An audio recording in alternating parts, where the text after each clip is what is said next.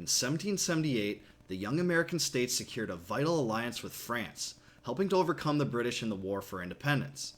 However, in 1797, that alliance crumbled, and war between the United States and France seemed inevitable. But how did things change so quickly? In this video, I'll tell you everything you need to know about the XYZ Affair.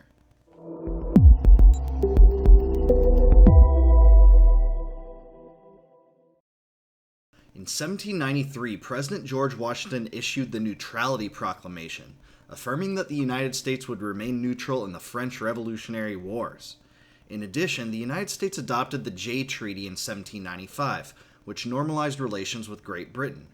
These two decisions soured relations with France, which had expected its North American ally to provide military assistance under the 1778 Treaty of Alliance. By 1797, both Britain and France began to seize ships of neutral countries, including those from the United States, for engaging in trade with enemy powers.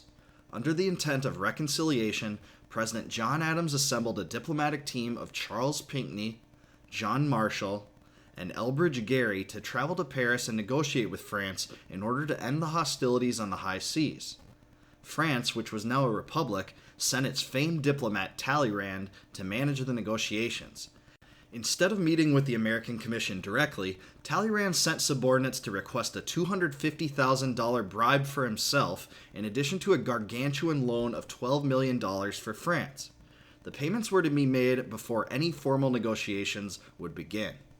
The practice of requesting bribes and loans prior to diplomatic negotiations was commonplace in Europe, but American sensibilities perceived the gesture to be antagonistic and insulting.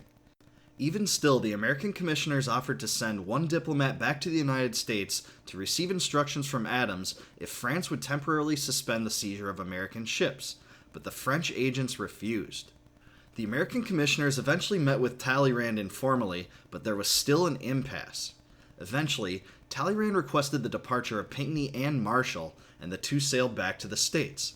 For a time, Gerry stayed behind in France, refusing to leave and requesting Adams to send a replacement for him. When the commissioners returned from Europe, a flare of political controversy engulfed the country.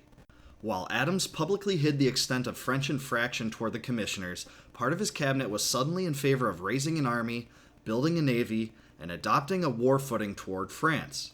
As this was transpiring, Republicans clamored for the immediate release of documentation regarding the discussions between the Americans and French agents. When Adams relented to public pressure and did just that, the names of the French agents were redacted and replaced by the letters W, X, Y, and Z. The event immediately became known as the XYZ Affair. As it turned out, the Jeffersonian Republicans had completely misinterpreted Adams' reasoning for keeping the record secret. Believing the president was hiding documents proving France was willing to extend an olive branch of peace, Republicans attacked Adams as a closet monarchist wishing to wage war on France. In reality, Adams wished to conceal the dispatches so that there would be no Federalist mandate for war with France, especially when such a response was recommended by his Attorney General Charles Lee and his Secretary of State Timothy Pickering. Learning from Gerry that Talleyrand was still interested in pursuing peace despite the new source of strain, Adams still remained hopeful of such a possibility, even as Congress passed legislation calling for a military buildup. This series of events led to the Quasi-War, a chain of naval engagements between France and the United States from 1798 to 1800. As it turned out, the tides of alliance shifted quickly in the first years of the young republic. In my book, Compact of the Republic, I described how events in Washington's presidency, including the XYZ Affair, led to the rise of the Jeffersonian Republicans. I'll include a link to that below in the notes section, and also a set of links on the best works on the XYZ Affair. Thanks for watching History in a Nutshell. If you like this video, subscribe to my channel and check out my other videos.